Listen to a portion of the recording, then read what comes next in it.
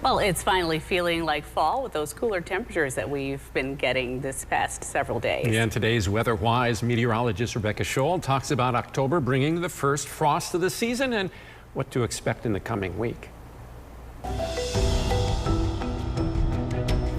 It was exactly 1 year ago today that our first frost advisory was issued for southeast Wisconsin. But recently, we've already had some frosty mornings, especially across the Northwoods. Lots of mornings starting off in the 20s. They've had a handful of frost advisories and freeze warnings already. Here locally, even our inland spots have at least experienced some patchy frost with temperatures in the 30s and 40s and 50s for the most part lakeside, which is quite typical. As we take a look at October killing frost, the first part of the month is when it tends to happen for our inland spots.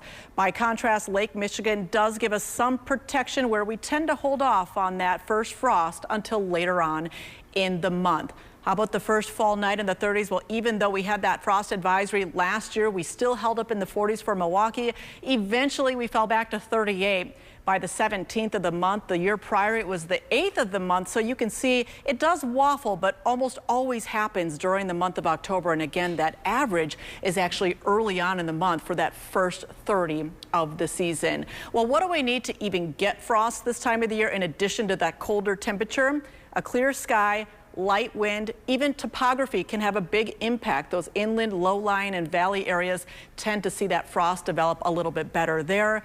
First fall 30s, though, do have a span of as early as September 10th for Milwaukee. That happened 1883. Again, the average October 2nd. But in 1940, we held off on our first frost until early November. And as we look down the pike, we do have a cold plunge of air set to hit the area into early next week. And that gives us a good chance to see our first 30 of the year here in Milwaukee. And that's today's Weather Why.